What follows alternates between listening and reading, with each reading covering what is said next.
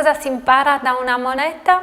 Neanche lo possiamo immaginare. Impariamo la storia economica, la storia politica, la storia sociale, impariamo chi l'ha posseduta e impariamo in quale periodo quella moneta è stata stampata, vissuta, commerciata e anche conservata. 2 tesoretti, tutti nascosti nel territorio di Irgoli e conservati all'Antiquarium di Irgoli. I piccoli scrigni che per situazioni particolari, perché è morto il proprietario, perché si è dovuto abbandonare una casa, si sono dimenticati e ad Irgoli sono state trovate almeno 2, certamente almeno 2 tesoretti interessanti. Le monete le possiamo trovare all'Antiquarium di Irgoli. Venite a scoprire cosa sono capaci di raccontare delle semplici ma non semplicissime monete.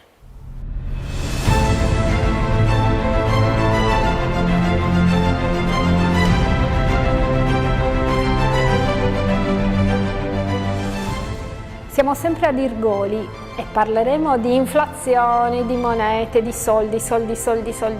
In realtà, con Giuseppe Carzetta, benvenuto.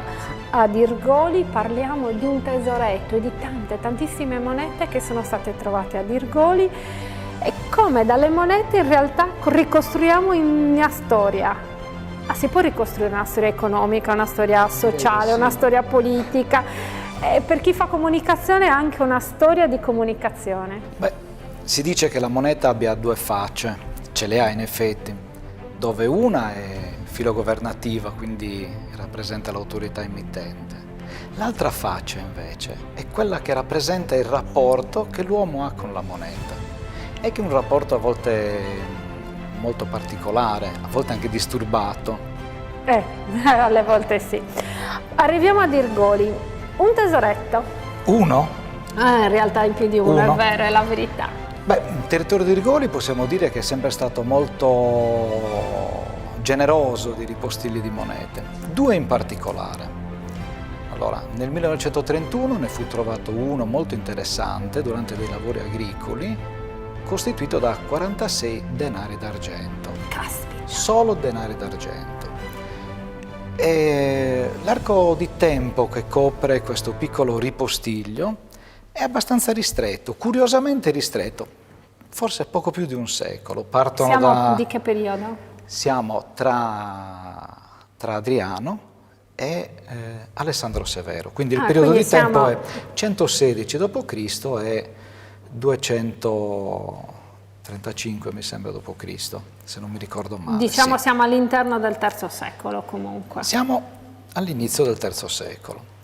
L'altro ripostiglio che è stato trovato negli anni 60 del secolo scorso invece è un ripostiglio diverso, è stato trovato sotto l'architrave del Nuraghe Norgoe, consta di 141 monete e qui curiosamente abbiamo un arco cronologico molto più ampio. Addirittura? Sì, perché ci sono la moneta d'apertura è di Domiziano, siamo fra l'81 e il 96 d.C. E la moneta di chiusura, quindi quella più vicina a noi, è una moneta di Teodosio, quindi siamo già un bel po' più avanti. Siamo in età tarda. Cosa ci dice adesso ecco, il raffronto fra queste 2 cose? Ti interrompo, abbiamo già imparato una cosa, perché?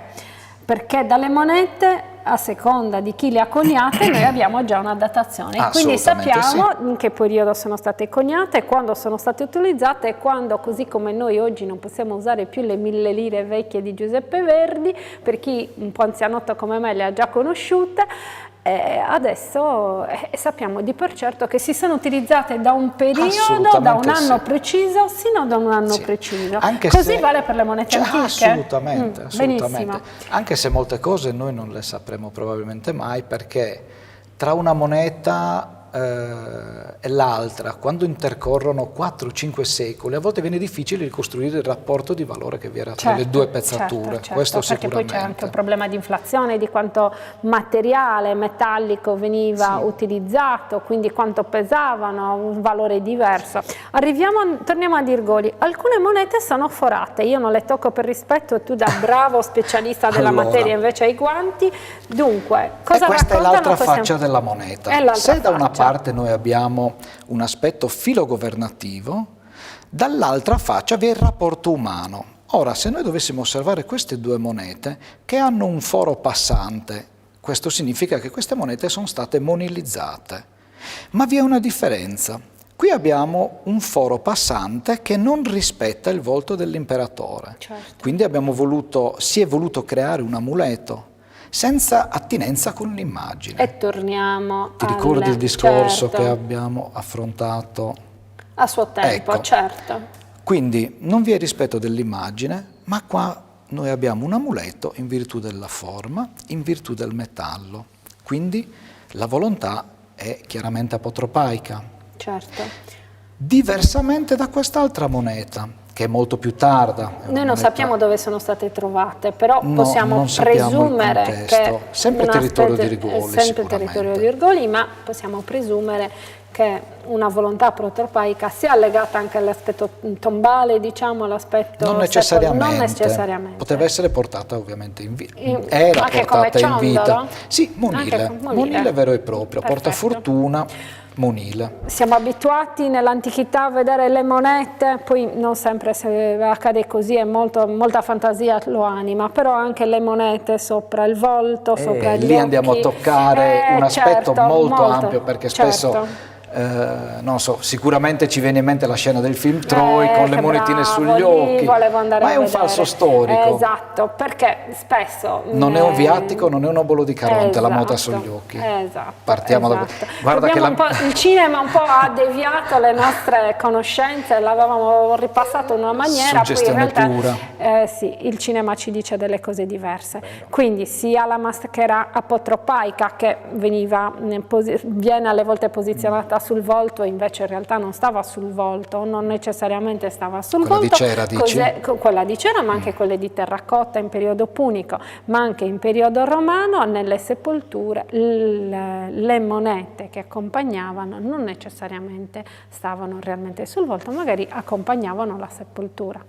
Esatto. Se stavano sugli occhi, per esempio, avevano un altro significato. Che significato avevano? Beh, in età romana si aveva una grande paura che comunque il defunto, sotto forma di entità, potesse in qualche maniera tornare a disturbare o a creare dei problemi ai vivi. I fantasmi, insomma. L'anima del defunto fuoriusciva dalle orbite degli occhi sotto forma di fascinum. Quindi, quale tappo migliore che un oggetto comunque apotropaico per occludere quelle che erano le orbite degli occhi? Certo. Diversamente da quello che può essere la moneta. Un po' come i chiodi, ne abbiamo parlato. Sì, certo. Sicuramente sì. Lì abbiamo un'altra valenza, tant'è che il concorso all'interno di una tomba della moneta con il chiodo è sovente. Certo. Non è raro. Torniamo alle nostre monete. Che cosa abbiamo? Perché dobbiamo venire a Dirgoli? Noi ci torniamo spesso molto volentieri, ecco perché mi è venuto torniamo, ma perché? È un territorio ricco di storia, quello senza ombra di dubbio. Ma per le monete perché? Cosa hanno di particolare? Le monete perché? Innanzitutto vedo che non sono poche e abbiamo una grandissima varietà di monetato, con un arco cronologico molto ampio. Vedo che ha abbracciato l'intero impero romano, vi è anche il Medioevo e quant'altro. Ma per gli appassionati sicuramente vale la pena di venire a visitarlo, anche perché qui abbiamo un piccolo ripostiglio di monetato tardo, probabilmente anche vandalico, che è stato, per così dire, tesaurizzato. Qualcuno l'ha conservato e non ha fatto in tempo a riprenderselo? Sicuramente no. Il monetato che lo compone a colpo d'occhio è un monetato del V, forse anche VI secolo d.C.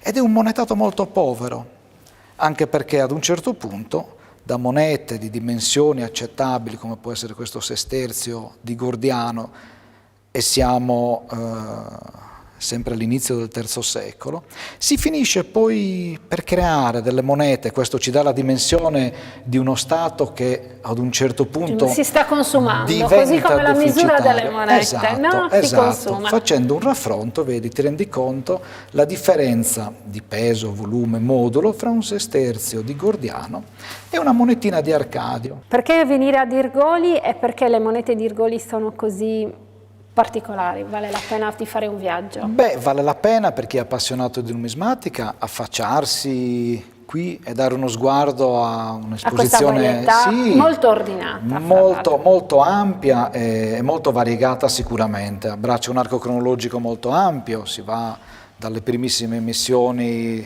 dell'impero romano fino all'alto medioevo, medioevo, post-medioevo.